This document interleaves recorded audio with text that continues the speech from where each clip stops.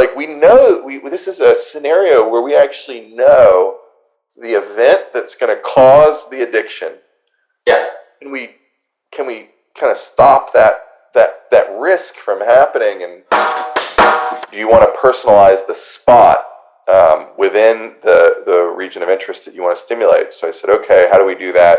We're not going to do invasive electrophysiology in these people, obviously, and then got really turned on to Mike Fox's work with resting state. So I felt like that was the best candidate for the wearer at the time, right?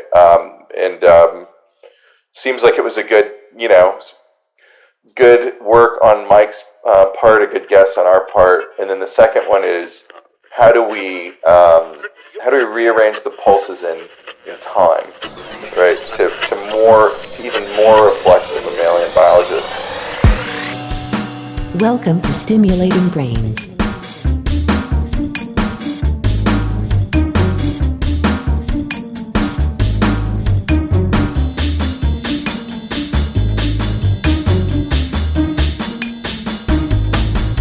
Hello and welcome back to Stimulating Brains episode number 26. It was my great pleasure to talk with Nolan Williams today, who is an assistant professor of psychiatry and behavioral sciences in Stanford. But Nolan is triple board certified in general neurology, psychiatry, and also behavioral neurology and neuropsychiatry. Currently, Nolan might be most famous for the SAINT protocol and his studies using transcranial magnetic stimulation for depression, where he came up with a heavily accelerated protocol to stimulate the left dorsolateral prefrontal cortex.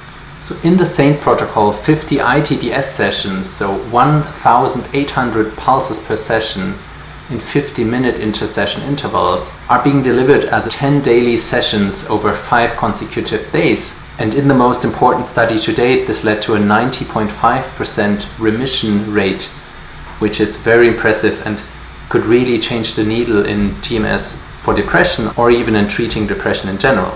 It was really exciting for me to hear that Nolan's idea to overstimulate or not understimulate, as he says, so to deliver many more pulses than normally over time, came actually from his experience with invasive brain stimulation, namely deep brain stimulation.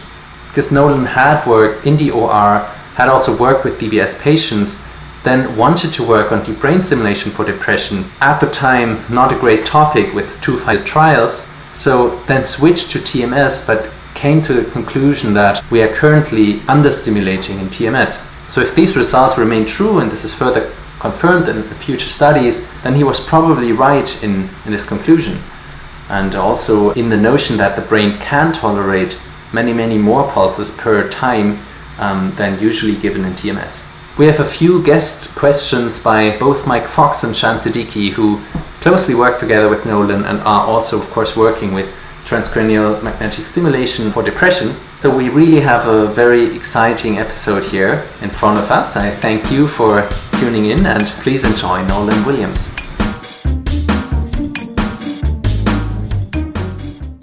So Nolan, thank you so much for taking the time to do this. I will have more formally introduce you by now, so we can start with the content. And in fact, I have a few guest questions that other people kind of submitted for you. Okay. Let's start with one by Mike Fox, actually, just to break the ice. The question is, where's your favorite place to kite surf? Oh, that's a great question. Yeah. That's a hard one. I think Cape Town, South Africa. But I'm a big fan of Maui and have been down to Pacasmayo in Peru. It's also very good. I have this kind of niche kind of wave kite surfing thing. So I'm looking for a place that has good surfing waves and wind. And so basically trying to use the kite as a way of pulling you into the wave and then you're just surfing, right? Nice. It's kind of funny. I got into brain stimulation around the same time as kite surfing. And I don't know if my friends thought one was weirder than the other, but both were pretty off the beaten path back in 2004 or 3 or whatever. That's when I started thinking about this stuff. So kind of funny. So it is a big hobby then, because usually I start off with the general hobby question. Do you have any other things beyond science that you want to share that you love to do, or medicine? Yeah, I mean, it's certainly, hobby would be, I guess it's a hobby now, with a couple of kids and all that. It was more of an obsession, I think, probably a decade ago. I mean, I just really loved it. That's all I wanted to do. And, try to go as much as I can still now, going to Hawaii in a month. But yeah, I used to kite a lot more. Yeah, it's one of these things where I've never met anyone that's gotten to a point where they've done enough, gone out enough to be able to do it and kind of go back and forth and all of that, and they didn't get hooked. So it's super fun. Super cool. So talking about science and medicine, so who were your key mentors or turning points in your career that led to where you're now? Yeah, so my parents both didn't go to college, and I didn't really have a good sense of of what the path should be, and then volunteered to do neuropsychopharmacology research with Howard Becker, mouse research back in college, and that was critical because that was my first interface with neuroscience, with science in general, and and spent every summer all day long, in the lab, doing the same, essentially continuation of that same set of experiments for 4 years, and really liked it. Got to medical school, then kind of got confused. I thought that gosh, maybe I should have gone to graduate school. There's so much memorization and all of that, and had this kind of another moment where I kind of got pretty stressed out about my career path, and then started researching what to do, and and kind of stumbled upon Mark George's website, and kind of interfaced with him, and Ziad Nahas, who was the guy at the time working with Mark doing all the invasive neurostim, actually doing, he'd been involved in all of the VCVS, OCD implants at the time that first had kind of gotten the HDE from the FDA. And he was doing this epidural cortical stim work, and so I got to see that as a medical student. And it was interesting because I actually chose to do brain stimulation first as a medical student, and then decided my going to, psychiatry or neurology, neurosurgery, and was approaching the decision from the point of deciding already that I was going to do brain stimulation, which is, back then, as you know, it was not a very common thing to be thinking about doing, and and so it felt very.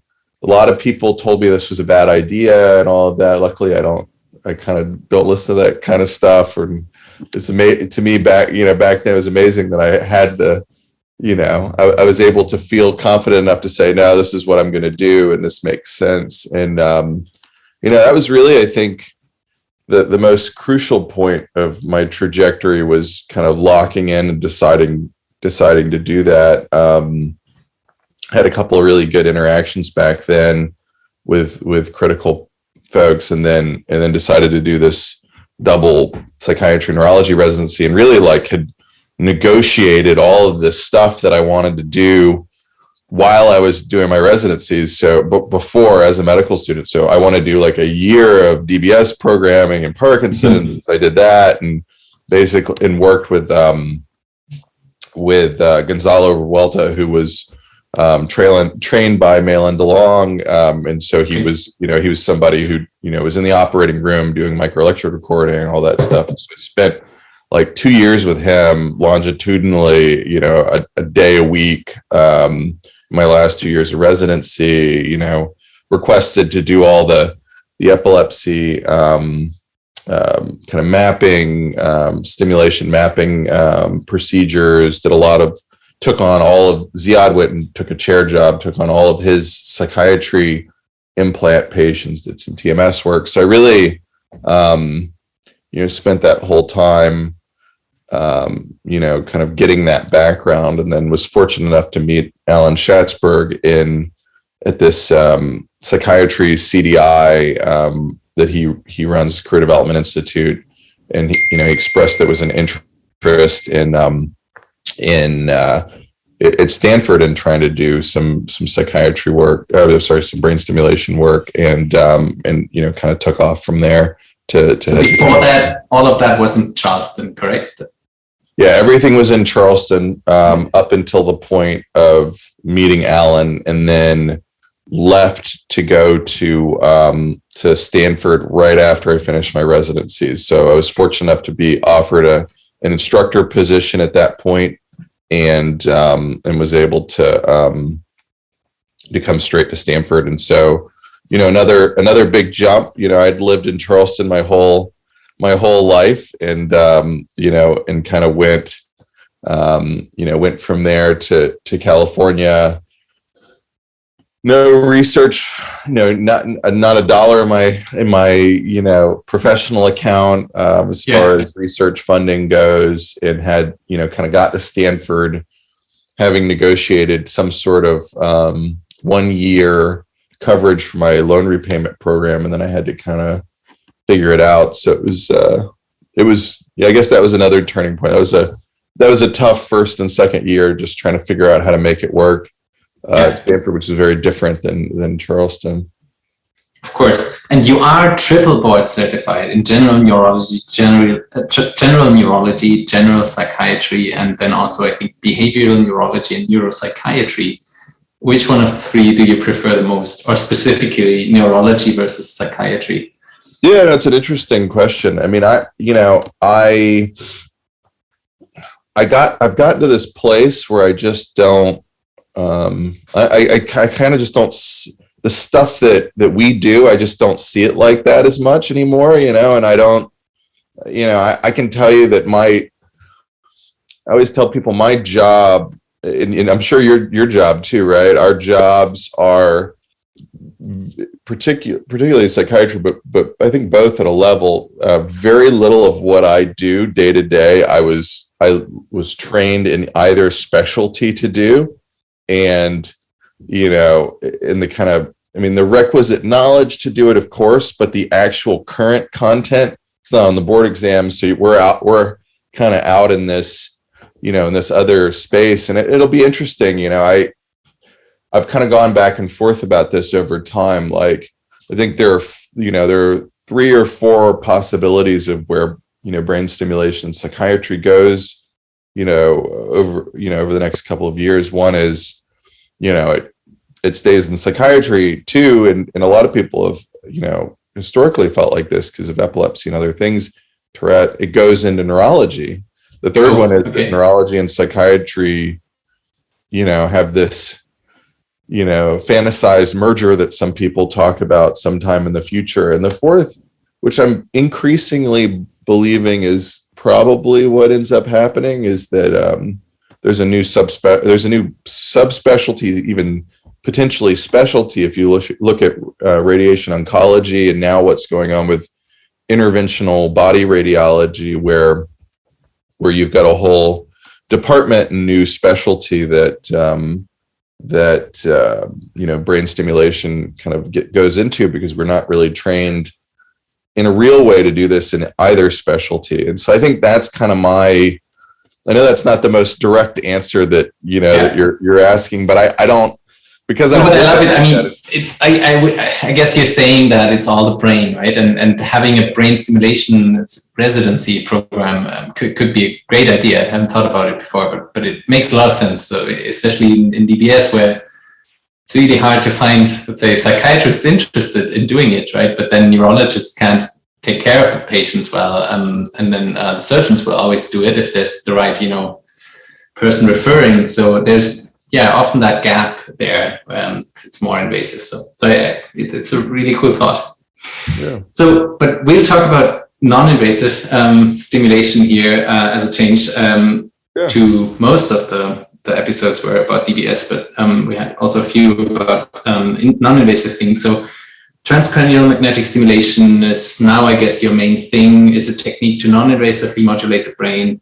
And then in the US, it is FDA approved for treatment of depression.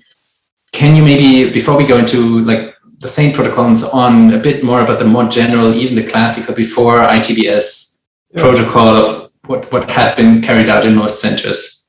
Yeah, absolutely. And how the responses were. Yeah, absolutely. So, it's interesting. As you know, TMS as a modality and DBS and all of that emerged around the same time in the mid to late 80s. And, the first TMS publication was 1985, and the Lancet was a case Tony Barker published where they stimulated with an electromagnet human motor cortex, right? And so this idea of pulsing, using Faraday's law, pulsing a magnet-generated current underneath the magnet and electrically conducting substances, and then folks at intramural NIH in the mid-90s said, okay, we've been able to now do repetitive transcranial magnetic stimulation, with repetitive meaning, multiple stimulations in a pattern. We've been able to do that and kind of move around this surrogate of cortical excitability, the motor evoked potential. Can we move around other brain circuits of interest? And for all the obvious reasons, depression was a good candidate to do. One, it's a condition that when it resolves, in a lot of cases, most cases, people go back to totally normal from the standpoint, neurologically, psychiatrically, from the standpoint of cognition, all that. So it's an episodic illness that has a kind of a recovery versus something like schizophrenia, where once you get that, obviously you can't really, there aren't periods of total normalcy there. And so, using TMS in something like depression made sense back then. ECT works, but it has a lot of issues around it. And so the thought was, could you do something, could you use TMS in a non-invasive way? And so those first experiments were based off of parametric experiments in motor physiology, and based off of, mid 1990s kind of systems neuroscience understanding of things. And, some initial positive results in open label trials. And then there was a decade and a half of work after that ultimately resulted in FDA approval of what we now refer to as conventional rTMS.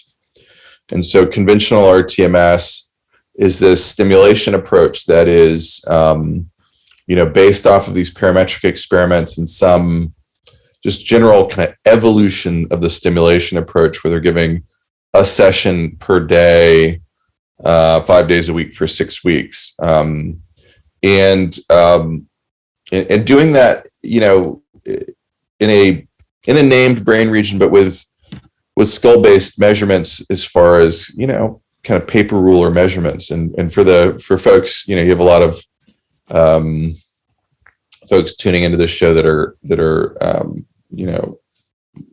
focused on DBS and focused on using microelectrode recording or whatever it is now, MRI-based targeting, to put in the lead in the STN or GPI or whatever it is. This is a very, very kind of foreign concept of using a paper ruler, and remarkably, it still works in a subset of the population that receives this.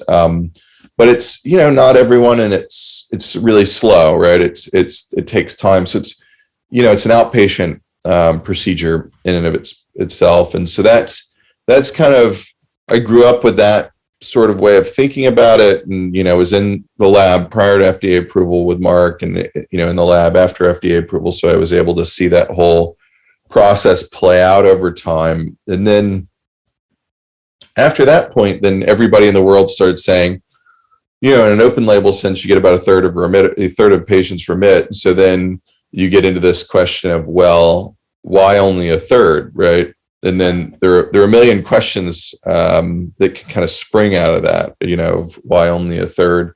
And so everybody kind of took up one of those questions and kind of ran with that. So So then I guess the next step or big step was intermittent theta burst stimulation, ITBS, that was also recently approved by the FDA. What's the difference in that? Yeah, so intermittent theta burst is an attempt, at kind of a group level, but an attempt to, to emulate hippocampal rhythms, kind of use those same frequencies and stimulate through a TMS coil. And what's interesting about it, so there's a big non-inferiority study performed out of Canada, out of two sites in Toronto, and then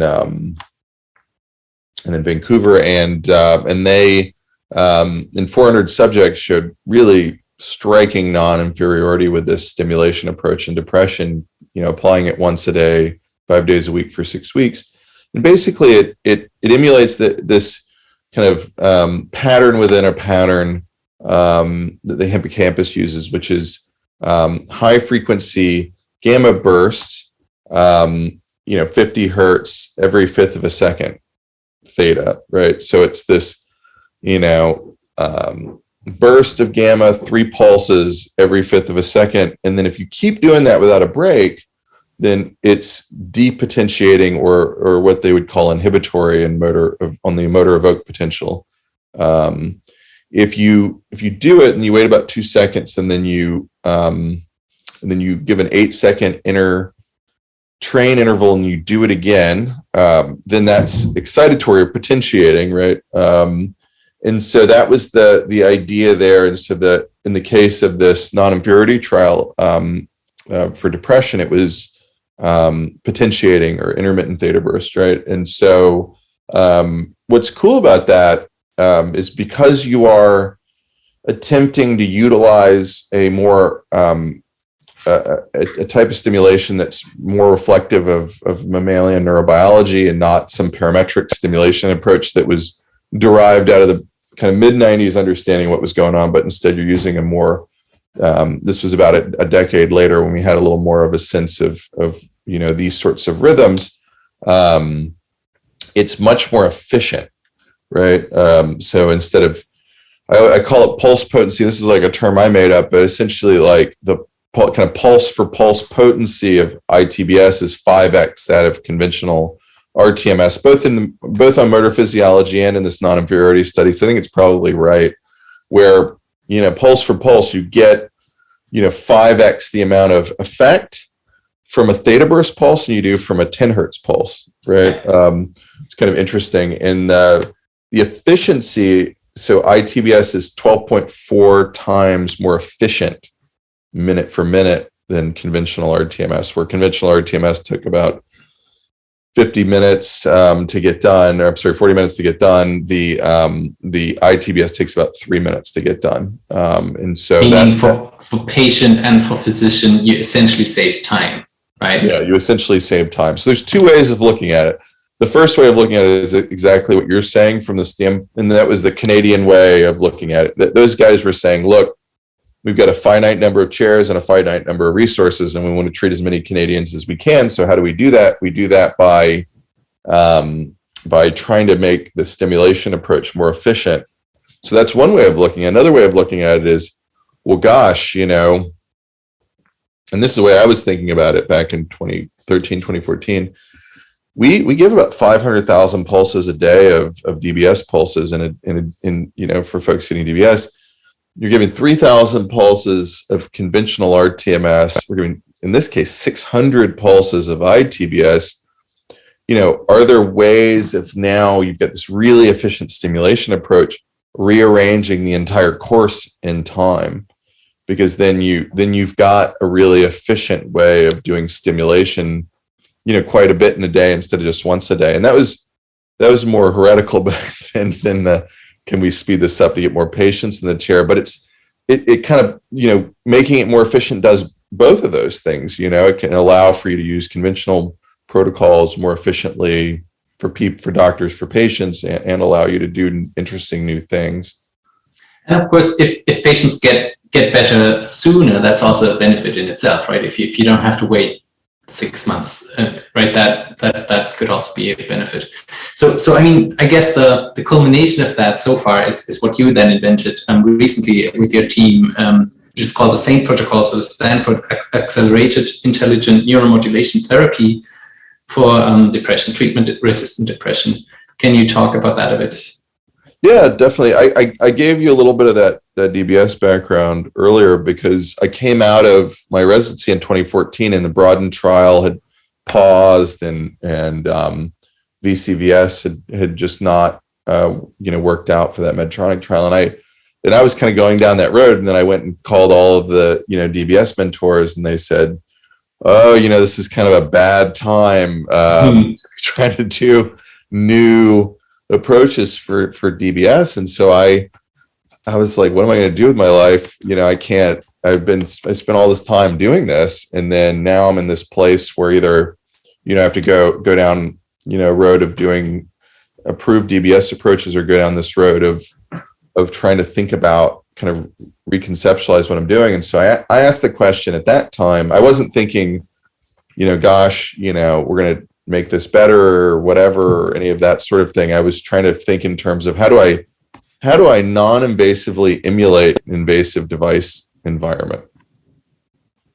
How can we essentially, in terms of the, kind of trying to emulate spinal cord stimulation, how do we do test stimulation or a temporary stimulator like what we do with spinal cord stimulation for pain, right? Can we do that non-invasively with TMS and learn something about the system? And so in that kind of frame of thinking, I went and said, well, what did I learn from spending all this time doing DBS work and, in movement disorders with Gonzalo, with the psychiatric patients?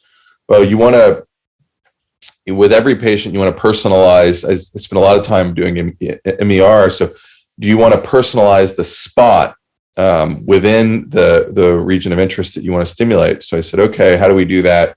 We're not going to do invasive electrophysiology in these people, obviously, and then got really turned on to Mike Fox's work with resting state. So I felt like that was the best candidate for the wear at the time, right?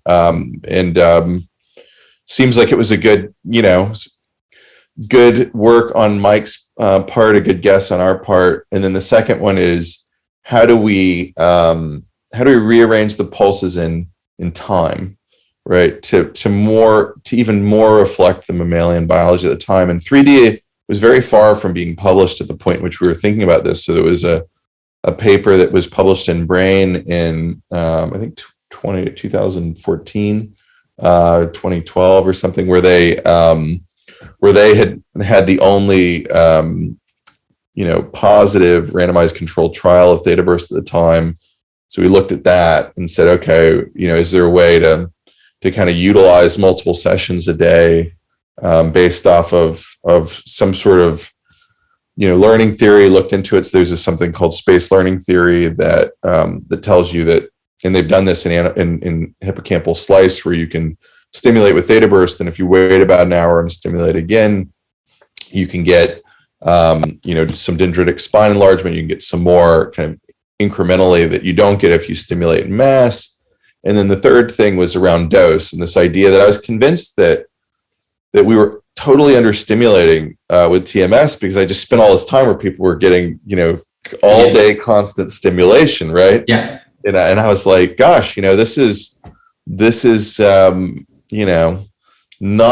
probably not particularly potent. If I were to ask you or any of the movement disorder neurologists, if I gave 600 pulses a day of DBS stim to the subthalamic nucleus for Parkinson's, would that make much of a difference for that person's Parkinsonism? I don't think too many people would agree with that, right? Yeah, you're right. Sure. Yeah. You know what I mean? And so it was this idea of, like maybe we are in fact understimulating folks. And if you think about it, right, like when you turn the DBS on for PD, when you start kind of plateau the improvement in the symptoms, it's about an hour or 2 hours in or whatever, you start to see, you get an immediate improvement, but then you kind of plateau, so that's about, 20,000 pulses or something, right? And so I started to think, interesting, like maybe that's part of why TMS takes so long, right? is because it's taking so long to get all those pulses in. And so that was where the same thing was actually born. It was born out of this desire to emulate the invasive device environment.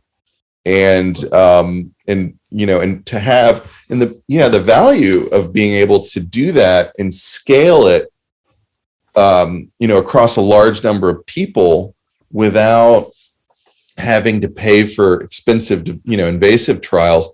So then I started thinking, well, if you can do that, then you could essentially test stim everybody. And then if you wanted to make an invasive device, then you just need to, it's just an engineering problem at that point. Yeah.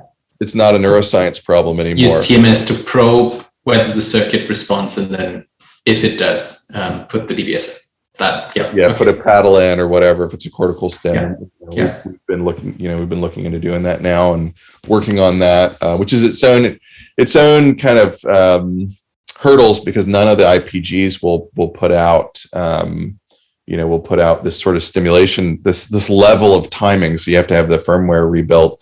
Yeah. But basically, that's been the thinking, right? And so, Can you summarize what the protocol is? How often, how many pulses, and how long? How many days? Definitely. So what we said was, okay, we want to take an entire TMS course and compress it into 5 days. And at that time, that was 90,000 pulses for 6 weeks of conventional 10 hertz RTMS. And so I kind of worked backwards in my, the kind of math on this and said, okay, 90,000 pulses.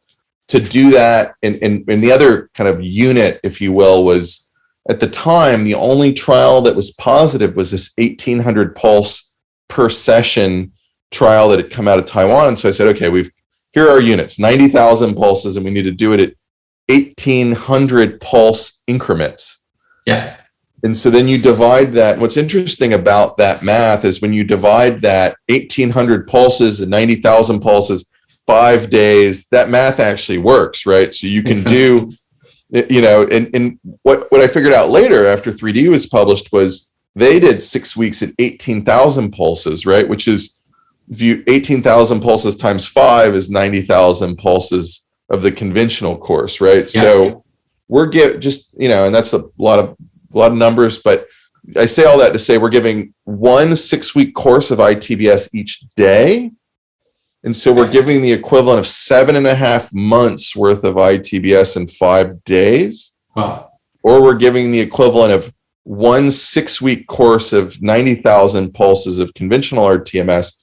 And what's cool about Theta Burst is this experiment never could have been done with conventional RTMS, because if you believe the 3D study, and you were just to take conventional RTMS and do the equivalent number of pulses per day, it's 20 hours end to end without breaks, which you couldn't do with this spacing that you need to do. Sure.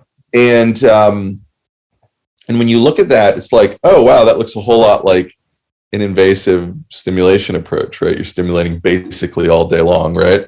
Do the coils get hot? I guess they do.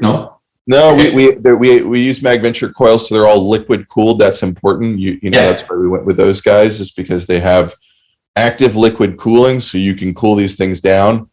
I mean, we burned through coils faster than anybody on the planet, I think. Maybe some folks that are doing this now are too, but normally you get a 7-year lifespan on these things, and we burn through them in a year, because it's so many pulses, so many more pulses than anybody's ever given. It's by far the most TMS pulses that anybody had ever given, at the point where we were doing this. And I had a lot of people come up to me and tell me this was totally insane, and how could I do that? I was about to ask, were you scared about that? Like, even long-term things, or did you think?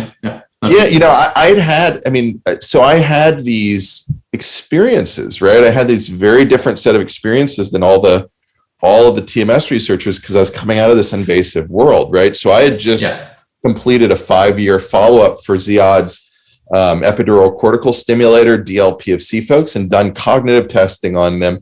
So they were getting about 20,000 pulses a day every day for 5 years, right? And they were doing really well. And, and so I was like 20,000 pulses a day in a pattern, no problem, right? Yeah. But, as you know, very few people have those experiences. Of course. Most people are having the TMS experience where this was kind of a crazy thing to do. So I had people actually really, give me a hard time about this. And and so the first group of people that we went after were folks who met Helen Mayberg's DBS criteria. So this is a paper that doesn't get as much press. It was published in 2018 in Brain. So it was folks who had failed ECT. And she doesn't require this, but I required this additional piece, failed conventional RTMS, failed all the meds and everything to be an invasive depression trial. And we treated those guys. And the first person that I treated, I'll never forget it. He was a patient who we, he had been in Broaden. He was on the wait list to get DBS. The trial closed at the futility analysis. He'd failed ECT, 18, bilateral ECT sessions, right? So as many as you're going to get bilateral. He'd gotten VNS. He'd failed that totally. He went to Carlos Zarate at NIH and gotten 6 ketamine infusions, failed that completely. He'd failed 40 meds in a 30-year depressive episode, psychotherapy. He said the only time he felt well, which is kind of interesting because we didn't know this back then, but he'd gotten nitrous for a dental procedure and felt not depressed for like an hour or something like this. Wow. Which we know now it's apparently nitrous oxide is antidepressant, but back then I was like, well, that's interesting. I don't know what that really means, but that was like a moment where he'd felt better and otherwise just like continuous, very severe depressive episode. And, I told all these early guys, these, DBS level depression patients, hey, I don't think this is going to work for you, but this is kind of like the ethical, at that time, right? I was like able to say to myself and everybody else, look, these people are going to otherwise go get a brain implant. They could have a bleed. So if they're going to, if they're going to do this and there's a risk of seizure or something like that, this is justifiable. And so, we went in and, and did this, and lo and behold, they didn't have a seizure. And by day 4, he looked better. By day 5, he rolled in totally remitted. Wow. And how long did it last for him? Do you know? Yeah, not very long, right? So for those guys, it lasts about 2 weeks, and then they lose it, right? Yeah. Really an interesting phenomenon for this is that it's the durability, the whether or not you remit or not doesn't seem to have much to do with how treatment resistant you are. Okay. Where you remit on the week does. So the further out in the week the more treatment resistant you are, the further out in the week you remit, and the durability seems to really matter. Get affected by the level of treatment resistance. So folks who are really treatment resistant, they'll lose the effect on average in 2 weeks. These ECT failing folks, the folks that are 3 med failures in, you can get a year, sometimes 2 years. Our first RCT patient got 4 years and still going, I think, from 1 5-day treatment. So it's really different depending, and that's why we're very focused, obviously, on also doing this invasive version of this, trying to emulate it because we can treat those people who are at the really, treatment resistant, severe treatment resistant side of things, and so we did that, we were able to justify that. And then nobody seized, which was good. That was the one thing I kind of was worried about, but nobody had a seizure. And then we went into a less, still very treatment resistant, but less than that treatment resistant population, and did a bigger study. And that's where I think some of the press started happening back in 2020. Yeah. Then in the latest full clinical trial, how many people remitted? How can you talk a bit about the success rate of this? Yeah, it's really impressive. Yeah. Yeah, thank you. Yeah, so it's interesting. So all of these are incremental steps, towards I mean, they're clinical trials in the conventional sense. They're also kind of engineering experiments to figure out what you have to do next. And so, as you know, right. And so the last trial was 29 people in the analysis. They were all on average about 9 years in the current episode. So these are not trivially depressed people who are depressed for 6 months. These are 9-year, episode. They fail at 5 meds lifetime or so. That about 23 to 30 years lifetime amount of depression, and then they ended up having about 79% of folks experienced remission level symptoms at some point in the 4-week follow-up. The timeline on everybody is a little different, which is part of what we've got to kind of figure out. So some people, the majority of people remitted early, and then they held it through the whole time period. And then we had this subgroup of people who remitted early, and then they relapsed pretty quickly. They were all of those folks were under a lot of life stress, weirdly. And I started worrying about our advertisements after the 4th patient told me this, but we had a lot of patients who were actually in the middle of a divorce, disproportionately so in this trial. Like 4 patients out of 29 were in the middle of a divorce. I don't know if we were advertising this in a certain way, but all of those people relapsed really quickly. They were very high psychosocial stress. That seems to affect the kind of speed of the relapse. And then a few people who actually had this kind of slow, gradual remission, where one particular patient actually hit remission at the 1-month mark. But if you look at across that time period, 79% of people crossed at some point through the remission threshold, versus the sham, it was like 13%. By if you look at time point by time point in the more conventional ways of looking at this, 50 to 60% remission, depending upon what time point you look at, versus 13 to 0% remission in the sham group. So of effect sizes that broke 1 every time, or about 1.3 to 1.9. So very strong effects, generally, and for depression, kind of unheard of level of effect sizes compared to like conventional RTMS, about 0.5, and oral antidepressants, which are about 0.3, and so, in that sense, we feel pretty strongly that we have a good probe of the system, and thinking about it from a probing standpoint, and then the question ends up being like this whole question of is the DLPFC the STN for depression, right? Have we found a spot that works for the majority of people? And it's an open question, and we have a lot to do there. But I think that I'm convinced it's more likely that it's the DLPFC than any of the other potential areas. But it's So let's talk a bit about that. So we have talked about, let's say, time and how you deliver the pulse. We have covered how successful it is. So the idea that the DLPFC stim could be related to anticorrelations to the subgenual cortex was likely first raised by Mike Fox in 2012 in his Biopsych article. And then even before that, the DLPFC was a TMS target, right? So maybe we can talk about the two things. So first of all, I think Mike's concept was a bit, motivated by the DBS side, right? That an anticorrelation to the site where Helen Mayberg puts the electrodes could make sense. And then can you also, because it's really hard for me to find out historically how people even thought about starting with the left DLPFC. Maybe we can talk about the two things, the more modern subgenual anticorrelation story, but even before that, why DLPFC in the first place? Yeah, absolutely. Yeah, so that, there was a paper published, I think in the 80s, 70s or 80s, strokes causing depression, stroke lesions causing depression, that subsequently was debunked. But we're always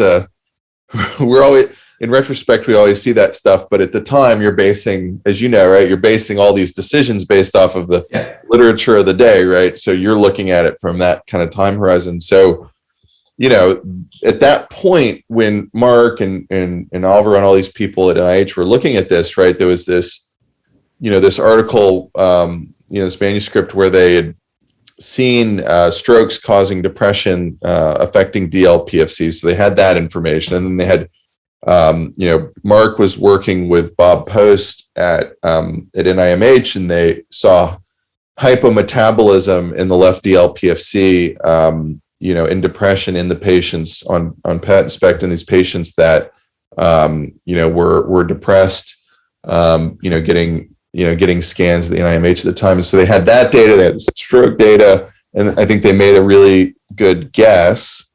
And then it was like, as you know, right, DLPFC is two Brodmann areas. It's a huge span of PFC. And so it's not all likely one thing. I mean, it's interesting. We haven't fully proved this out, but, there's a set of assumptions where it's not like all of DLPFC is homogeneously doing the same functions. We assume that given subregions of DLPFC with different connectivity are doing different functions, and I think Mike, to speak for him, hopefully this is accurate. Mike made an assumption that not all that assumption, not all of DLPFC is doing the same thing.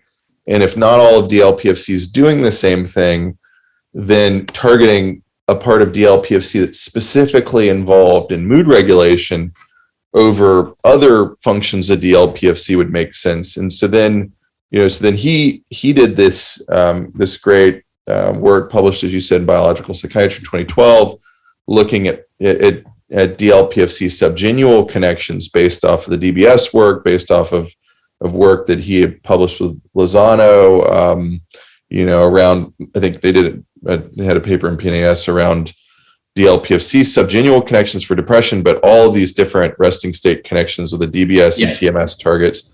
And so, that work had come out when we first started doing this. And, and we kind of went down the road of making that our target, not really having more of the modern kind of verification studies that have come out saying, in fact, if you look at this retrospectively, proximity to that spot improves your depression outcome. Yeah. Luckily, that was a good, it was an educated guess for us. It was the best guess at the time. And the stories kind of played out over time. Is it the end target? Probably not. I think a lot of people, Mike would say that, a lot of people would say that it's likely not the most optimized spot, and we're going to learn a lot more about it. But it seems to be, the best, the most well-studied spot at this point for stimulating within the DLPFC, kind of getting back to that idea that we have to, at a personalized medicine level, have to kind of find the right spot for everybody ahead of time when we do these sort of stimulation approaches. And that's really the perspective that we took. Cool. Really, really nice. That's really helpful. And then I think in the same protocol, you use patient-specific scans. So you scan the patient, you look at the connectivity from, like, seeding from the subgenual, and then look at where's the strongest anticorrelation in the DLPFC region. What are your thoughts on using normative connectivity instead, like Mike has shown, but also, like, I think in Australia, some people have shown first that it works, and then I think in a newer story, they kind of also opted for individualized connectivity. So question is, how important is that part to make it specific to the patient, do you think? Yeah, I think Robin Cash had a paper where they looked at that normal spot, and then it didn't predict, but then their individual targets did. It's a good question. I mean, I think at the time there were pressures. So NIMH released kind of a wish list or a must-do list, depending upon how you read that, for getting grants. And so we took the strategy of saying, okay, we are going to in fact do this at an individualized level. And so all of grandma's spaghetti sauce and how it's made is kind of baked in, together. And so it's very hard for me to say, what part of it is the kind of necessary components to seeing what we've observed. But I can say that, in each participant, the position is quite different, and And so the idea that,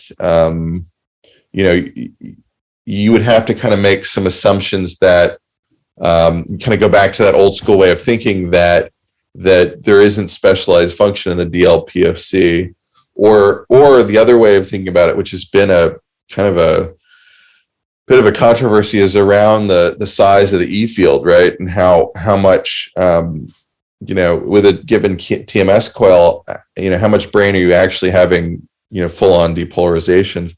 And that's the tricky part of 2022 and probably all the way out to 2025, is we don't have a good handle on that. I'm not even sure if TMS is the right technology to sort that out. Maybe ultrasound is, but this idea of like, how focal and what can you get away with as far as the diameter of the affected tissue. And so this is really, and it gets back to, a lot of that work with Cam McIntyre and some of the DBS work on the same sort of idea. The problem with TMS is, because it's non-invasive, we don't have great measurements. The E-field models and the macaque primate data don't align at all. There was a paper published in Nature Communications recently where, they put a bunch of electrodes into macaque brain and kind of looked at the diameter of the depolarized neurons. It's a lot smaller. It was a tenth of what the E-field models would have predicted. I see. Okay. So essentially debunking a lot of the fem-based modeling in TMS, or? I mean, that was their conclusion, and that wasn't. They were trying to validate it, right? If you talk to them, they were trying to validate it. And it's not to say there isn't an effect, but there doesn't seem to be a full-on depolarization. So you get into this complicated issue of, because we haven't done kind of a sophisticated invasive mapping of DLPFC, we don't really know that much about DLPFC, as it relates to kind of, specialization of functions in certain parts of it. And then we don't even know how wide our tool is. Yeah. So it gets into this whole and that's why I don't think the field's going to easily be able to solve it out. We hope to try to help with that, with the invasive moves we're going to make with it, kind of what we're calling iSaint. But this idea of being able to do, direct electrical stim with the same pattern and the same target, and we can modulate, we can move some of that around, right? So we can try to perturb this stuff and understand it a little bit more. But I don't think TMS is that tool, and I don't think about SANE as a RTMS approach. I think about SANE as a neurostimulation platform, where we could try to do this across a bunch of different stimulation approaches for the purpose of mapping, right? For the purpose of kind of perturbing and understanding the system. And that's really kind of to me, the game plan going forward is not just doing RTMS to try to solve this out, but that's the problem. I don't think we'll totally know that with RTMS alone, how focal or broad, how functionally specialized or not. Another way of doing it, and so I was at Clinical TMS Society this year and sat in on some of this, and there's this very controversial topic of the E-field modeling. And Nick Trapp at Iowa has stereo EEG grant for epilepsy patients, but looking at stimulation parameters. And I said, hey, you've got to do this with stereo EEG patients, right? To measure the effect of the electric field. With TMS, because they can do it. They've got FDA IRB approval to do RTMS with stereo EEG electrodes in place. Single pulse and short runs and stuff like that. They've been able to demonstrate that's safe, and they. They could solve this out and really do this in humans and try to replicate that primate study. And I think if it says the same thing, then our tool's more focal than our E-field models are telling us. And so that's kind of the tricky part. It's a key point. I mean, I'm an outsider here, but I always, it never meshed with me that if you just look for a finger twitch in the motor cortex and you move the TMS coil even by a little bit, it's gone sometimes, right? So that already kind of speaks towards it being more focal, as you see in the pictures at least. But again, outsider take here. Let's ask you some more questions from first from Mike Fox. So and you just pivoted to that exact thing he was about to ask. So science, and especially science funding, is usually slow and incremental. But with SAINT, you have changed many things simultaneously with the goal of faster progress and larger effects. You kind of accept by doing that. Mike asks that we won't know which parts of the recipe matter most. So do you think this is a good model for translational medicine in general?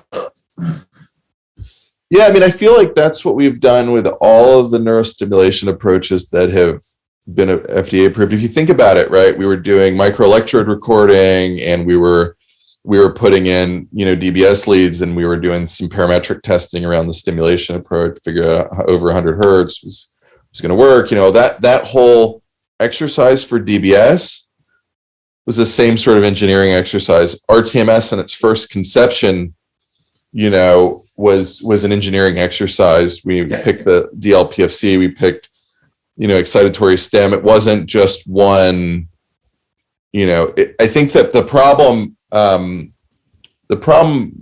that I think happens when you have something established in one way is that then the feeling is you have to do kind of incremental science from there forward, instead of saying, okay, let's just throw that out and say, let's just start over and do the same thing that it was done in the mid 90s with RTMS, that was done in the mid to late 80s with DBS, and just do it again, right? Like, let's just do this engineering exercise again, accepting certain things that in the mid 90s, they were very afraid of having seizures because of ECT. So they didn't want to do aggressive stimulation approaches. Even if they wanted to do them, the TMS devices would blow up regularly. Like, I was told at one point, like, you're not legit in TMS research back in the day if you blow your machine up, which is not something that ever happens now, right?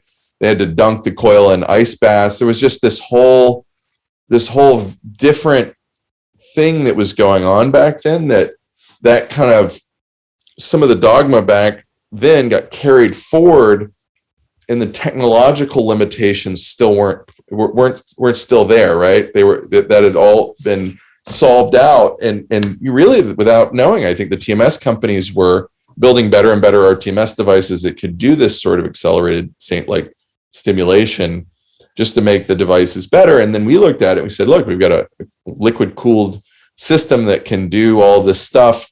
Yeah. And so, can we do something that's a bit more aggressive? And so I think, if there was science funding that said, hey, here's an idea, can you do multiple steps of this, it's kind of single experiments and then put it together. Would I have done that? Probably, at the time. Looking back, I don't know if I would have, because it would have, as Mike is saying, it would have taken quite a long time, and so it gets into this whole thing of like, and what would have been the effect sizes of each component and all of that. Yeah. So you get into this whole thing of like, are we doing science? Are we doing, is this ultimately an engineering process that results in a subsequent set of scientific experiments to prove it out? How risky are those things?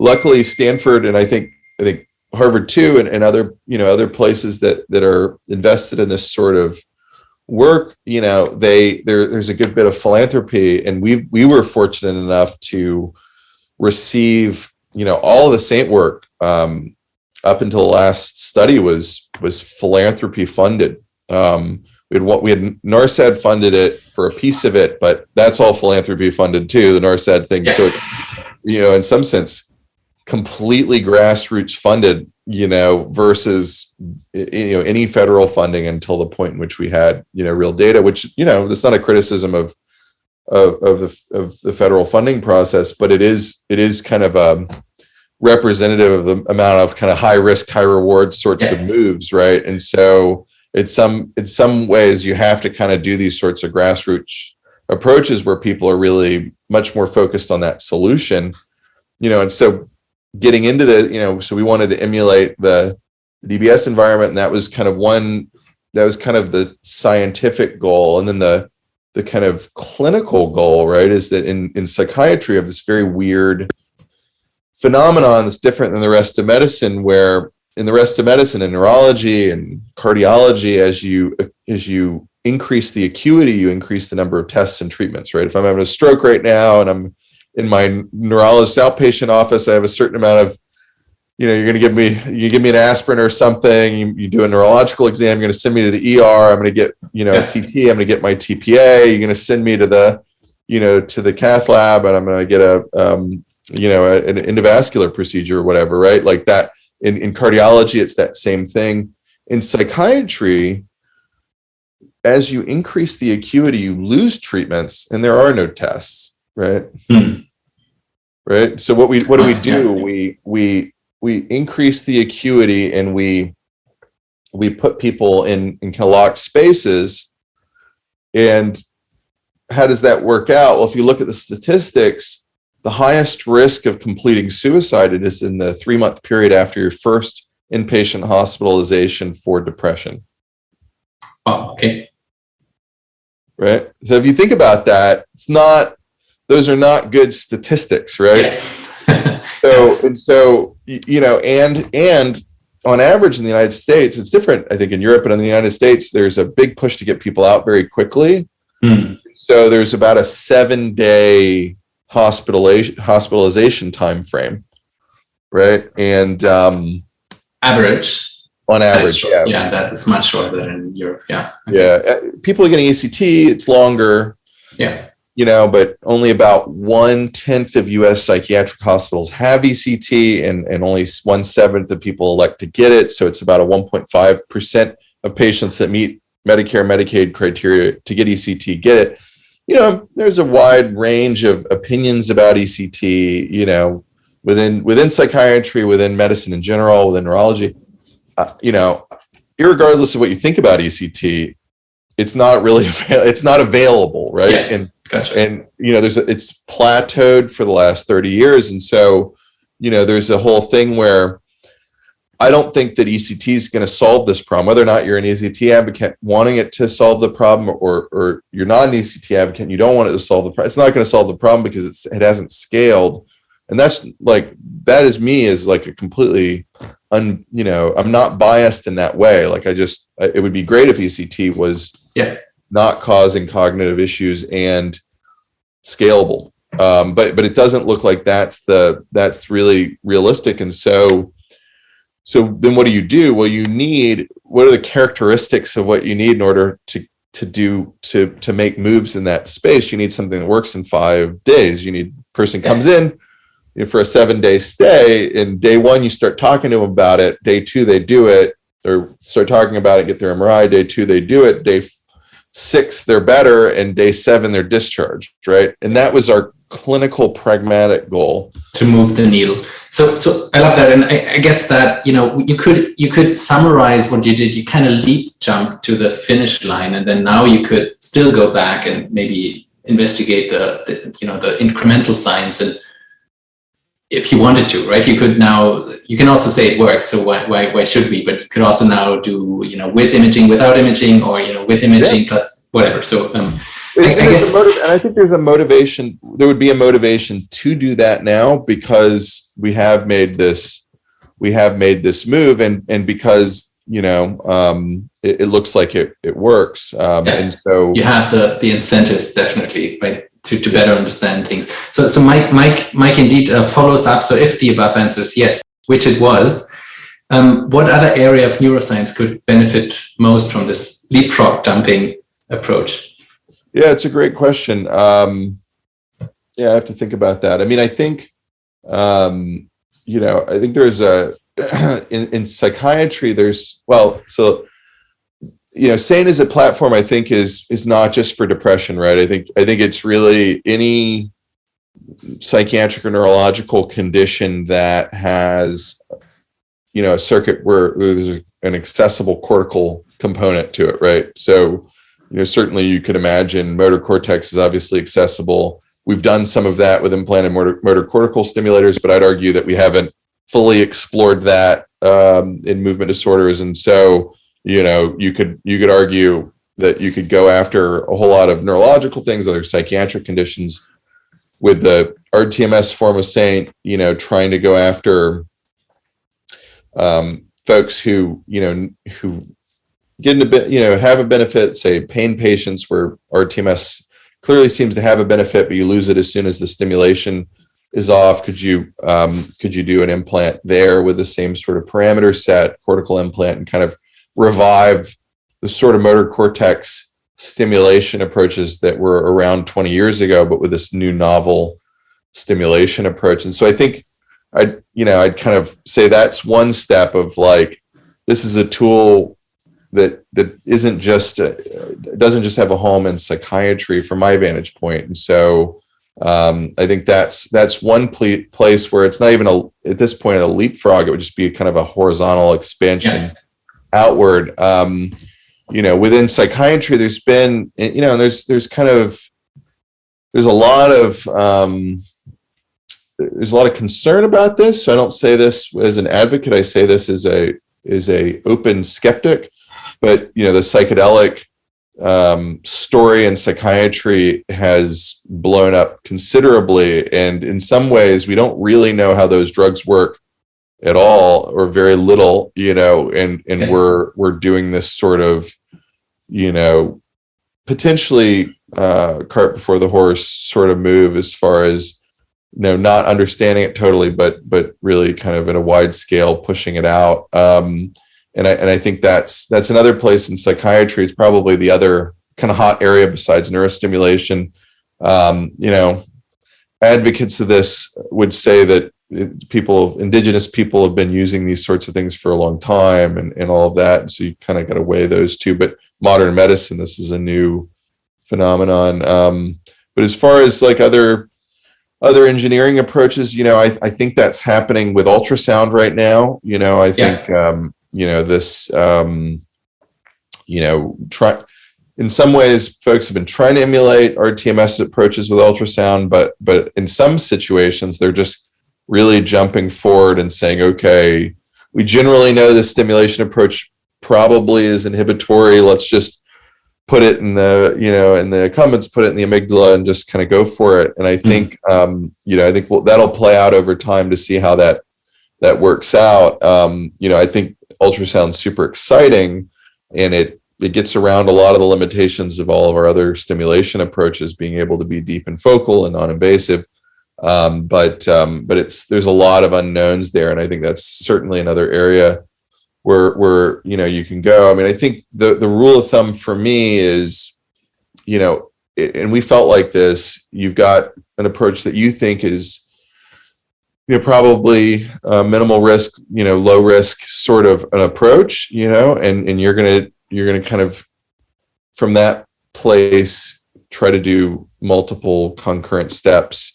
I think it's reasonable and probably ethically justifiable to do that sort of a move to go after doing something like this in a higher risk sort of scenario starts to get tricky. I'm involved in some stereo EEG experiments, with obsessive compulsive disorder, kind of part of that same, consortium or whatever. And it's, it starts to get a little trickier, and I think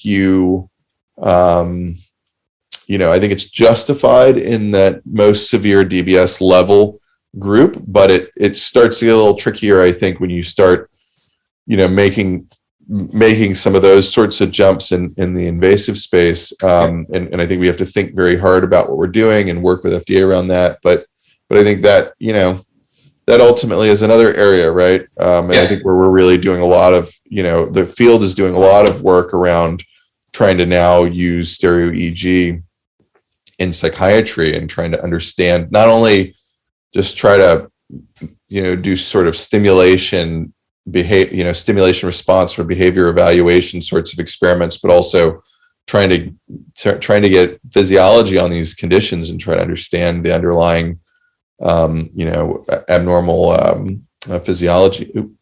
And so that's the, that I would say is another big jump that's going on in the field. But yeah, it's an interesting time in that way. It's definitely, I think that science and the NIH at a level, universities would have to embrace an even more high risk, high reward sort of framework to really be able to encourage this outside of places where philanthropy can cover this. I mean, I can tell you with 100% certainty, I would not have been able to do this back in Charleston with the philanthropic environment there. It's just different than the Bay Area, and so it's one of those sorts of things. So you can already see I play you a guest question now by Chan Siddiqui. So let's hear that. Hey Nolan, thanks for taking questions. And you always know that you've made it in your career when Andy Horn wants to interview you. Right? But a couple questions. So one is one of the challenges that we've had with TMS is that some disorders go into full remission and they stay in full remission, like major depression. There are other things that get better, but they don't stay better, and we can't keep the patients better, such as pain and a variety of other things. What do you think is going to be, or do you think some of these newer approaches might help us address that through either probing the circuit with TMS and then perhaps implanting DBS to the same circuit, or just potentially giving maintenance TMS now that we can achieve a much higher effect size in a smaller time period?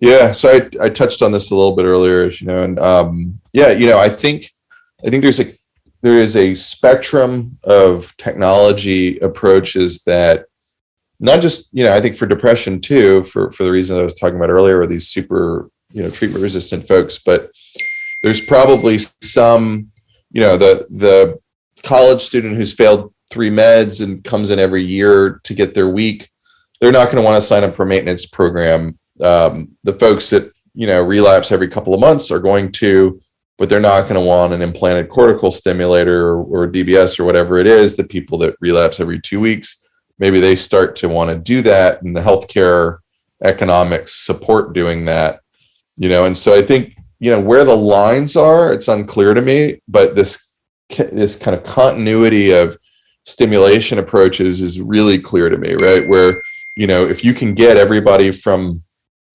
failed one oral antidepressant all the way to the worst of the worst, then that's a very powerful kind of platform if it ends up working out that's right.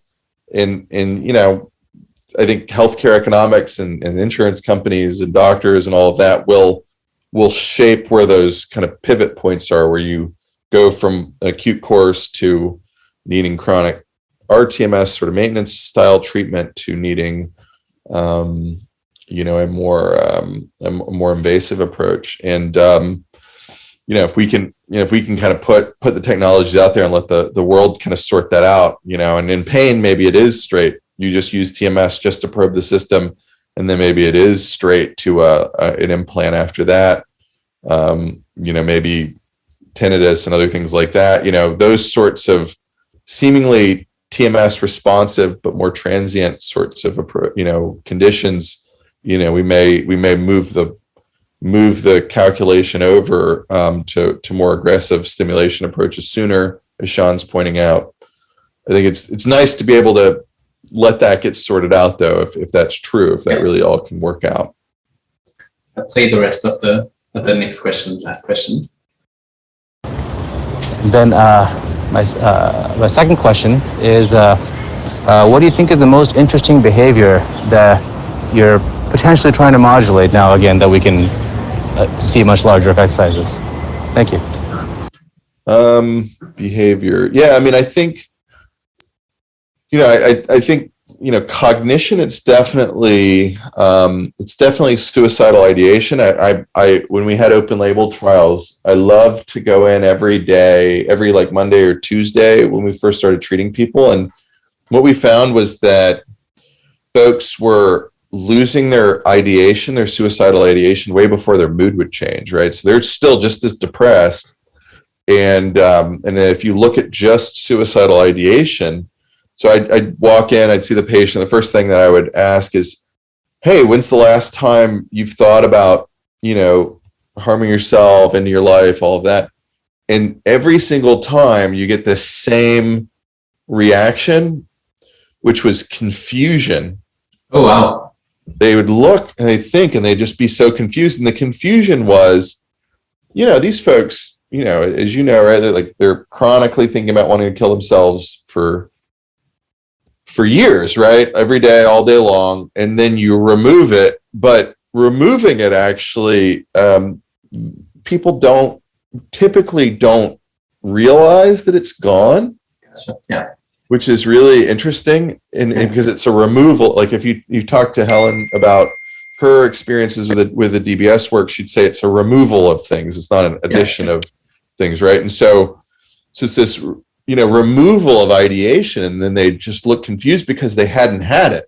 It was gone, and then they start in their mind like, when is the last time I had it? And they kind of they kind of get very introspective about that, and then they're like totally blown away by that, right? And that was and every time we'd see that, they were going to remit 3 days later, 2 days later, right? Oh, really?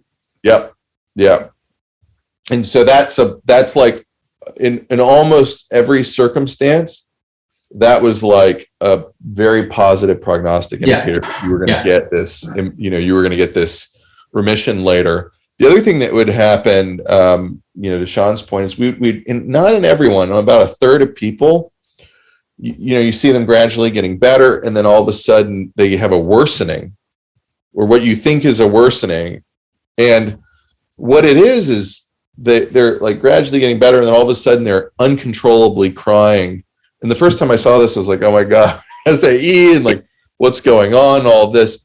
And when you get into the nuts and bolts of what's going on, it's this emotionally cathartic phenomenon, right? Where the person is crying uncontrollably or whatever. And they'll tell you the same thing. I felt so numb and I wasn't feeling anything. And now I'm feeling everything. And then the next day, every time they walk in remitted. And not only have we seen this, but now multiple groups have now seen this same phenomenon doing our stimulation approach, where that cathartic thing is also a very positive prognostic indicator. It doesn't happen in everybody. And it seems to really happen in the depressed patients that experience a lot of emotional numbing. But it's definitely one of these things where it was really, it's really dramatic and interesting. And kind of, we had a lot of curiosities about what that is. Is that, I don't really see it as an AE anymore. I see it as like a kind of part of the process, kind of an experiencing of emotion again, almost as kind of a positive thing, but it is a little distressing for people at the time. I think those are the things that I think are most interesting about the stimulation approach, as we do it, are these kind of interesting positive indicators of later improvement. But yeah. Cool. One thing, since you mentioned Helen my work, I interviewed her actually in episode number 2 of the podcast. She was among the first to graciously spend time on this. And one thing she said, you also mentioned that you had a lot of patients that some of them had depression for 40 years, right? So then you kind of take that away from them, but their whole life kind of might have been built on that, right? So they might still struggle, might not have a job, or, did not enjoy all these 40 years. So do you have thoughts about that? Like, or with your patients, you take away the negative, as she would say, but then you don't fix their life. That's not your job. You can't do that. Right? That's a great question. Yeah, so the interesting thing about our stimulation approach that I was talking about earlier is we stimulate, and then we give this 50-minute interval in between. That's that space learning theory based interval where there's a block of time, right? So it's not continuous stimulation all day long. It's 10 hours, but it's really 90 minutes of stimulation spread out by 51 minutes of rest or break, right? And so 9 minutes, 51 minutes, 9 minutes, 51 minutes. And that 51 minutes, you've got a period of time where once, we're not doing this now, but once you prove all this out and really get it FDA approved, and all of a sudden you've got a model where you can do psychotherapy, occupational health, social workers, reconfiguring this person's life while they're kind of in this space getting their stimulation, right? And so you can kind of do this sort of stimulation life reformat boot camp, if you will, right? All in a week, you mean? Yeah, in the week, right? And so you can get in there and say, okay, what do we need to do now that you're potentially going to feel better, or at the end of the week you're feeling better? How do we get your finances sorted out? How do we get this? How do we get that? And get people connected. You're not going to solve any of that in a week, for sure. That part's been, as you're saying, and Helen says, that part's been a problem for 30 years for some people. But you would be able to resource the person and make plans and individualized plans for that person going out, right? So now they're feeling better. Now they've got a social worker that's dealing with this. They've got an occupational therapist that's dealing with that. You've got this whole crew of people that are involved with it, getting the rest of the person's life back on track. You've got family therapists sitting in, because now the dynamic's going to be different. The spouse was a caregiver. Now the spouse is not a caregiver. Maybe even the kind of in the dynamics of that. People's sex lives get different. They're kind of with their kids gets different. That whole thing, and then they pop out of this, and it's kind of jarring for the family. Whereas they're well now and they want their life to be back to where it was 20 years ago, but you've got this whole life that's been born around this. I think more as a more general statement, I think we can't let the field can't let this happen anymore, right? And I think to let it happen so long, you mean? Yeah. And I think Makes that sense. whether we're talking about there's kind of a movement. It's really kind of interesting, and it's kind of spearheaded by some very prominent figures around like, we have the treatments are fine. It's just about access to those treatments, and everything's fine, and we don't need high-tech solutions for things. We just need to get people more treatments. And that is true at a level, right? There are people that don't have access to treatments that they just got treated and they do better. But then, there's a whole crew of people who have the resources, are connected, that get these treatments and they don't work, and they spend 30 years, and access to treatment was never their problem. Yeah. Right. And ignoring those people and just saying, like, we're going to think at the population level, I don't know. Right. I don't know if that's the kind of in totality, that's the message you want to send out. Right. I think what you want to do is you want to say, okay, we need to do both. We need to get everybody access, and it's a social issue. But then very quickly, Prozac isn't working, fluoxetine isn't working for this person, whatever, sertraline isn't working for this person. This is also a kind of a life crisis. We need to really get in there and change things pretty quickly, and this idea that, and this in neurology, right? We used to, one of my neurology mentors used to say, our job used to be diagnose and adios, right? All the stroke patients would go on the medicine floor and sit there because we didn't have anything to do. And now we have something to do. And I'd say we're in that same sort of moment, right? Yeah. Where like, it's not diagnose and adios. It's not diagnose, give, fluoxetine and adios. It is really aggressively try to get this person's life back on track. Yeah. And if one oral antidepressant doesn't work, we need to really start thinking about neurostimulation for the reasons that you and Helen are talking about, right? You can't let the life get all out of whack like that, because then it becomes this social problem. Yeah, of course.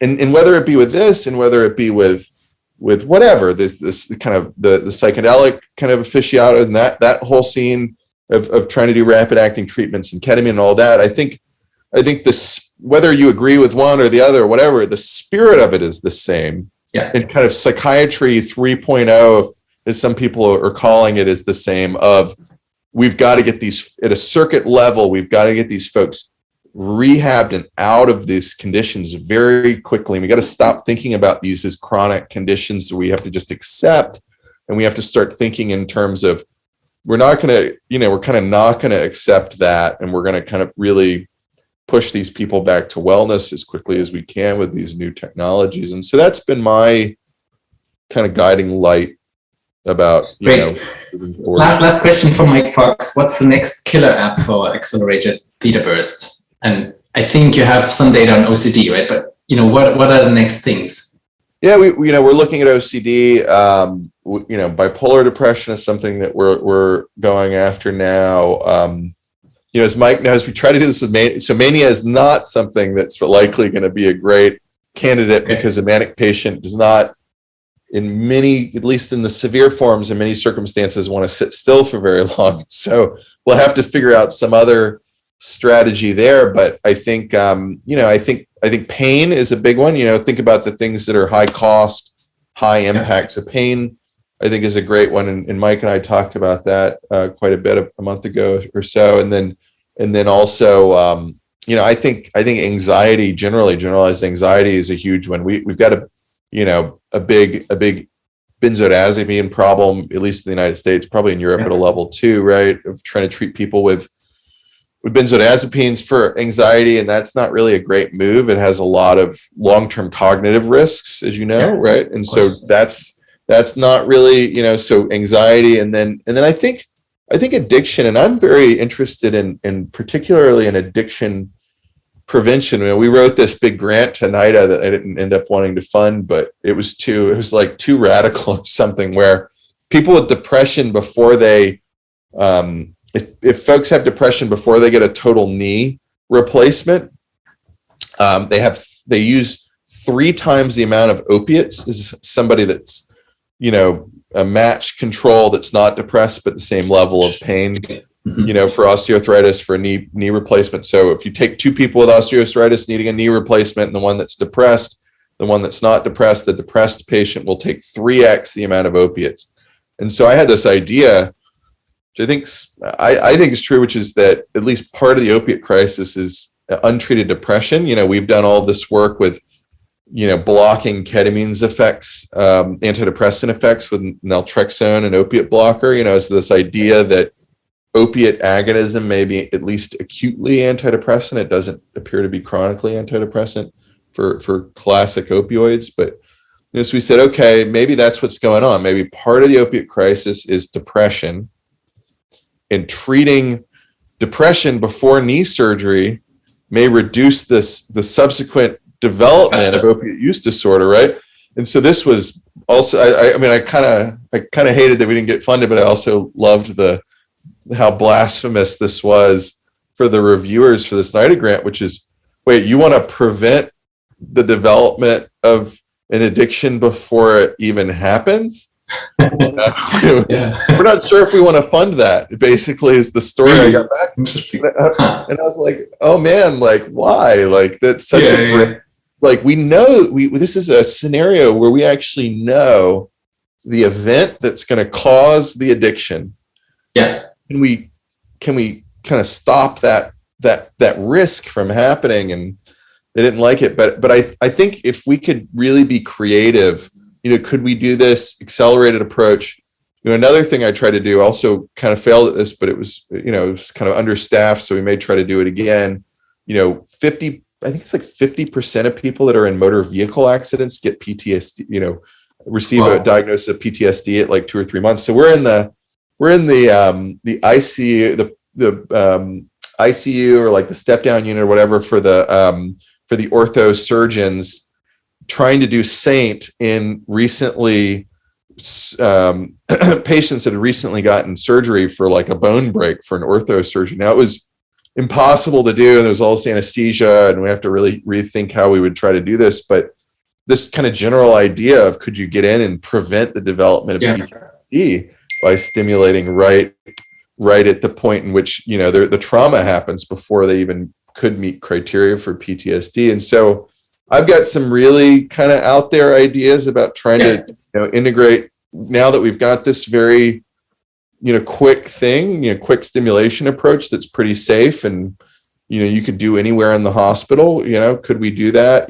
Another one is just treating, simple one, right? Just treating medical patients with depression, right? How many patients have did you see on our medicine rotations where we, they were hyperglycemic, but they were really just depressed and stopped using their insulin, you know what I mean? And so, is there a place where we could actually just start treating medical patients with psychiatric comorbidities in a standard medical setting? So yeah, those are the ideas. Great. So I want to be mindful of your time, but I have to talk. Do you have a few more minutes? Yeah, I've got until 11. I think I got booked out till 11. So super. So a few questions I have to ask about the company you founded. So you founded a company on the Saint framework, which debuted with $25 million in seed funding around fall 2021. Magnus Medical. So what were the reasons to found the company? What are the benefits? What are the challenges? What's your maybe first experience on doing this as an academic? Yeah, it's a great question. Yeah, so 10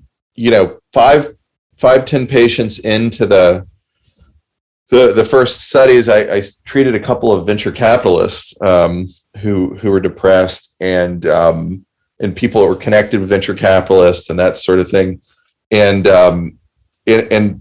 folks that had some relationship with patents. I mean, and all of a sudden, like, the person's well, and they're like, you need to patent this, or you need to found a company on this, or you need to do something, it was that whole thing. And I was like, wait, I don't want to do any of that. I resisted the heck out of this for the first several years, where I was like, okay, we're not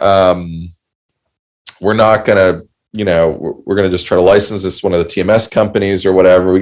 We're able to get patents for this. We filed the patents. It was unclear if they would issue them at points and how they'd issue them. And kind of wildly, we were able to get the stimulation approach on its own patent, the targeting stuff, the invasive stuff, all on patents. And then I went around to every single TMS company and I said, hey, please license this and develop it. And they said, we don't have because all of the TMS companies aren't, super profitable, right? I guess that's the way to say it. So then it was like, yeah, we were interested in this and we'll take your patents, but we can't guarantee we're going to really put any money behind them, and so then it was like, after talking to literally all of them, it got into this thing of, okay, that's not going to be a process forward. And then about a year out, or a year and a half out, after, when we were like in the middle of the reviews for the paper and all of that, had some folks reach out from the venture world, and they wanted, it's interesting actually, if you think your paper reviews are in depth, they want single subject data and they reanalyze everything. Oh wow. Yeah, they reanalyze all the data, make sure that there's no holes in anything that you're saying to them, and then they come back and then they're like, wow, yeah, we want to do this or whatever. And so Brett Wingeier had been at NeuroPace and wrote the firmware for NeuroPace, and he then was at Halo doing TDCS work, and he came on to be CEO. One of the research track residents, friends of mine, been working with for a long time. Even in Charleston, Brandon Bensley went to be chief scientific officer, and they kind of kicked off this process. We're able to get in a Series A, skip the whole seed round, the whole thing, go straight to Series A and $25 million into a company called Magnus Medical, who's now taken the ball on commercializing the whole process, and some seemingly good, from what I can tell, good momentum there, where there's there's a lot of good interactions with FDA. There's a big team that's built out medical grade software, the whole thing, to really get the ball rolling. And it was an totally interesting process for me to see, and it's one that I'm completely convinced that the venture capital kind of community and that whole kind of part of how the U.S. economy works is really important. It really kind of fuels this innovation. They're not afraid to fail. They're not afraid high risk things, if you can prove to them that you've got something that seems to really work, and there's a lot of creative thinking around how to get it to work and all that sort of thing. And so I suspect there will be more funding for Magnus Medical in the coming year or so, and hopefully better, some more news around what's going on with Saint as far as ultimate FDA sorts of things. And if that all kind of the trajectory and all that pans out, then there's an expectation that there will be kind of a development of other areas of other kind of psychiatric, neuropsychiatric, maybe eventually neurological indications for this. And I think that's super, it's super exciting. And I hope, I hope to be able to be a part of something like this again. I didn't at the beginning I kind of got drug kicking and screaming to do to do this sort of company formation stuff by these VCs that were that had done well with this. But now I kind of, like I said, see it differently, and I think it really is a useful avenue to getting things out and getting things into the world. So I think it's pretty. One thing you mentioned to me, I think in Charleston was that with that amount of money, you wouldn't get a similar amount easily with grants, right? So you can leapfrog again, right? You can probably do a lot of things you couldn't do in science. So even just if you were not at all interested in money, but just interested in science, you probably still can profit from more possibilities with this. So absolutely. Yeah, it's great. I mean, the thing about it is that they hired a bunch of people from HeartFlow, which if you look at it and the kind of micro, you're like, HeartFlow, why would we be, why would anybody hire heart focused people for a brain-based company? But nobody in neuroscience has done what HeartFlow has done, which is to take static cardiac images, make a at the same grade as a heart cath, kind of reconstruction of the heart flow, and then cardiac kind of blood flow, and then create an entire commercial product with that. And they're kind of $1 billion company taking static brain images and turning that into a clinically usable replacement for cardiac catheterization, right? And so they've been able to kind of go from, software in a lab all the way through to something that, is $1 billion company that's likely going to be,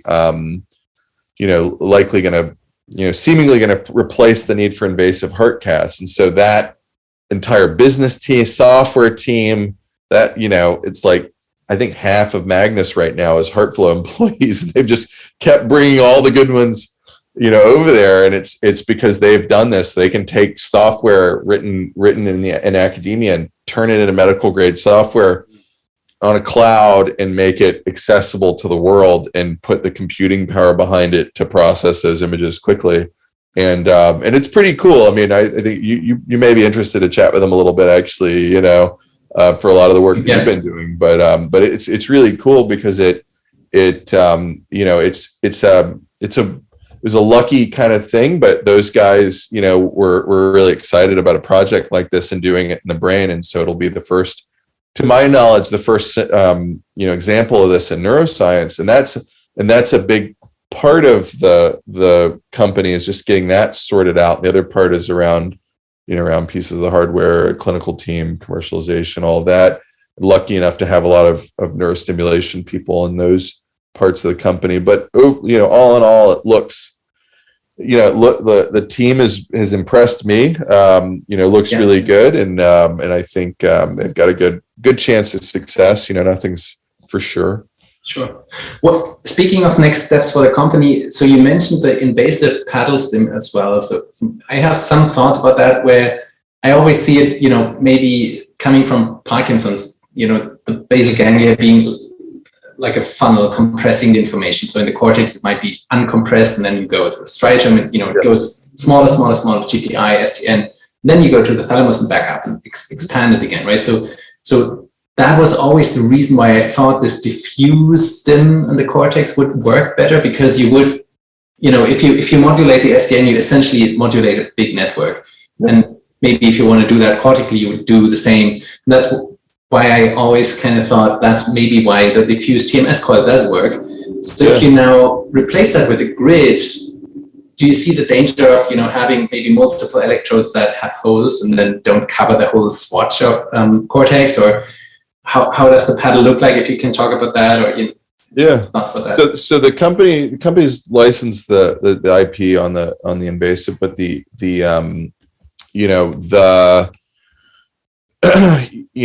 kind of strategy around how to do that is, within Stanford, we've been talking a lot about this. There's these motor cortex paddles that the neurosurgeons whisper about that don't exist anymore, that Medtronic used to make, and they apparently won't make again. But it's this idea of, is there a paddle, like a paddle design that is different than the kind of standard spinal cord stimulator strip, right? Can you have more of a circular design that, if you think about it, right, you get this big cortex, but if you have a paddle, and the paddle's covering a third of the cortex, it's probably proportional to the amount of coverage you get with an STN lead within the bigger volume of the STN. And so I'm thinking in like proportions, so the E field from a 3389 lead or whatever, single contact, and the STN is around the same, probably the same as some sort of like circular paddle that gets about a third of the DLPFC. And if you had that engineering solution that could emulate the TMS coil, then I think that would probably kind of do what you needed to do. And that's why I said at the beginning of the discussion, like, it's an engineering problem, as you're pointing out, not a neuroscience problem anymore for me, right? It's like, if we can have the same sort of coverage, however big it is with TMS, with the paddle, or have some sort of circular paddle that has, a range of potential kind of field sizes, then you would be able to kind of work that out. I think if you try, my suspicion is, and people have, one of the people on the board, Andy Furlick for Magnus, is actually the former CEO of North Star. Remember North Star? I don't. North Star was the only company that's ever spun out of to do invasive stim. So they did a stroke study. They actually did a depression study. It was a 2-contact paddle. And then the work that we did with the epidural cortical stim is a 4-contact old spinal cord stimulation paddle with those kind of bigger paddle contacts. And so there've been some success even with that really old technology, even with probably a different kind of spread of the stimulation approach. And so I don't think it's impossible to do, but I do think a kind of a paddle redesign would from an engineering standpoint, would most effectively emulate the TMS approach. And I think if this is real, as it looks real, there's probably a financial and engineering and neuroscience set of reasons to try to invest in doing something like that. Absolutely. Let's wrap up with 2 rapid fire questions, sure. And then thank you for giving me so much time. So maybe just eureka moments or things where you thought this was a waste of my time in your career. Any particular events that stuck out? Let's see, eureka. I mean, certainly that moment that I described earlier with the patient that had the remission on the 5th day, that had failed EZT and all that stuff. I like immediately called Mark George, and I was like, can you? I don't know what to think about this. Like, what do you think? Kind of thing. I mean, it was like I was very much in the middle of a eureka moment for about half that day, just trying to sort out how this guy could have gotten better. We had that opiate mechanism ketamine work that I was talking about earlier, and we unblinded that data. That was kind of one of these other moments where it was just, I mean, the effect size in naltrexone on ketamine was 2.3 and knocking out the ketamine effect. So that for us was pretty huge. So yeah, I think that, and that was all around the same time, around 2017 or something. So it was really, those were kind of really good points. I mean, I think really early on in medical school, memorizing all these things that we all had to memorize and having like this, this kind of point where I just felt like I'd made the wrong decision to go to med school. Maybe I should have gone to grad school or done, some other track. And, I didn't have a lot of guidance back then to kind of figure any of that out. And, and that was probably a hard time, and I think I got through that point and I met Mark and Ziad, and that was kind of another eureka moment in the sense that it was, but totally driven by this kind of feeling that I had kind of gone the wrong direction. Another one was at that point where, as I was talking about earlier, I actually had a call with Helen, after Broaden closed out and everything was looking not that great. She had the guidance around, maybe you should think about pivoting into other things, maybe look at ICDs and Parkinson's or something like that, because, the DBS story for psychiatry had, in retrospect, as we know, kind of temporarily, kind of dried up. That was only for a couple of years, but it was that moment when I was making these critical decisions where I felt like I had done all of this stuff, and then I had to really strongly pivot. But, I think all of those moments ended up being critical points for the pivot into the thing that ended up being a good pivot for me. So then any advice for young researchers entering the field of neuromodulation?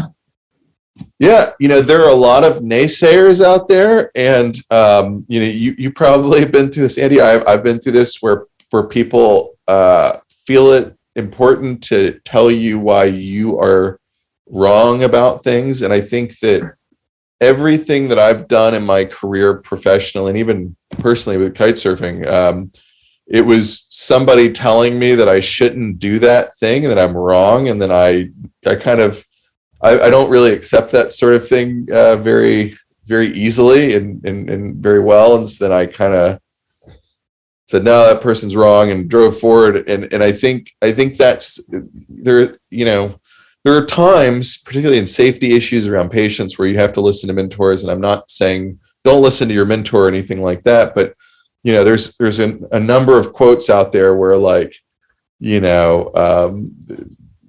senior scientist is, you're a senior scientist when you're telling a junior person that to not do something and they're thinking about it wrong and they disprove you, whatever, that sort of thing. I mean, I'm hoping to push that time frame back as much as possible and stay open-minded. But I think you also have to be your own person. And at the end of the day, you're making your career decisions for you. And if you really believe something, I think you have to go after it, and you have to pursue it, and you have to, you have to be true to yourself.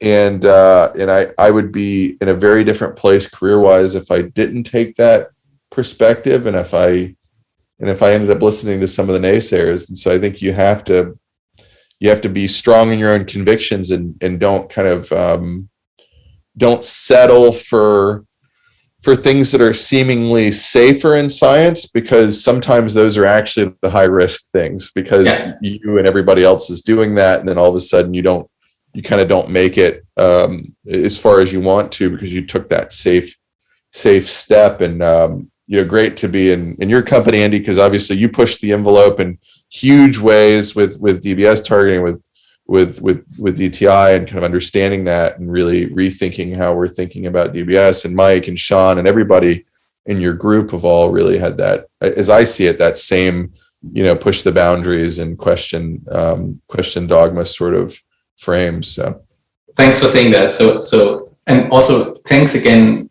very much for taking part. I grilled you nearly 2 hours now. Anything you wanted to say that we didn't cover? Probably you're exhausted, but no, I mean, I think it was good. I mean, I think we covered everything. Yeah, I think we covered everything. Yeah. So thanks again once more so much. Yeah, thanks. Yeah, appreciate it.